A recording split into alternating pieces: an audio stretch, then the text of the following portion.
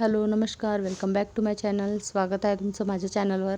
तर इथे आज पार्थिव शिवलिंगची पूजा करणार आहे मी. तो व्हिडिओ मी खूप दिवसानंतर टाकत आहे. ॲक्च्युली माझ्या मोबाईलचा डिस्प्ले गेला होता म्हणून हा सगळा गोंधळ झाला. शूट पण नाही करता आलं आणि सगळे व्हिडिओ राहून गेले. ह्या मोबाईलमध्ये जेवढे जुने व्हिडिओ मी शूट केलेले होते ते मी आता अपलोड करून टाकत आहे.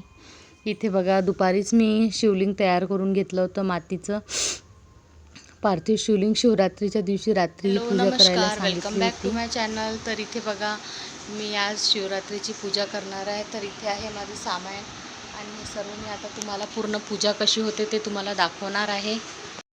दरवर्षी श्रावणमध्ये शिवरात्रीच्या दिवशी ही पूजा केली जाते आणि पंडित प्रदीप मिश्रा ऑनलाईन ही पूजा करून घेतात. सर्वांकडून आपल्याला असा घरी मातीचं शिवलिंग तयार करून ठेवावा लागतो आणि हे पूजेला लागणारं साहित्य आहे सगळं.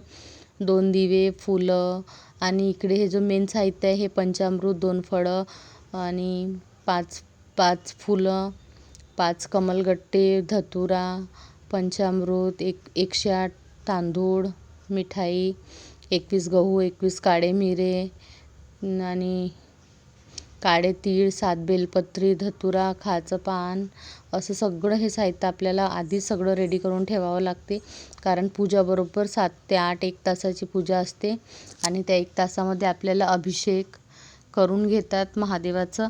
हे पूजा खूप महत्त्वाची असते आणि हे पूजा मी तिसरा वर्ष आहे माझं आणि खूप मला ह्या पूजेने केल्याने खूप फायदा झालेला आहे.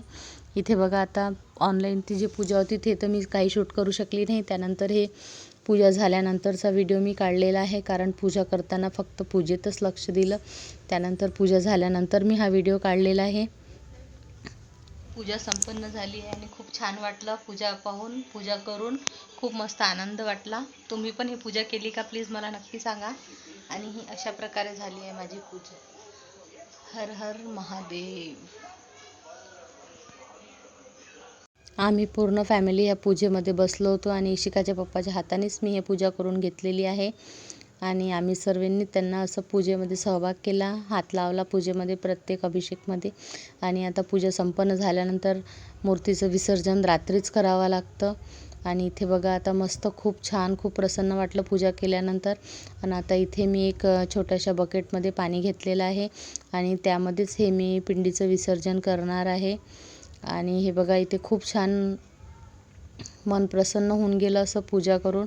आणि आपलं हे विसर्जन करून हे जो माती आहे ते आपल्याला आपल्या घरच्या एखाद्या झाडाच्या कुंडीमध्ये टाकायची आहे आणि हे पाणी पण आपल्याला त्यामध्येच टाकून द्यायचं आहे.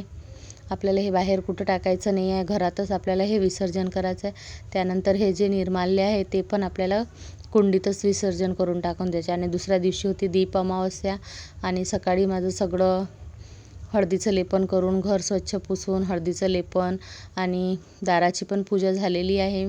धूपदीप नैवेद्य दाखवला आहे. गॅसची पण पूजा मी केलेली आहे, अन्नपूर्णा मातेची. आणि त्यानंतर इकडे पूजेची तयारी चालू आहे.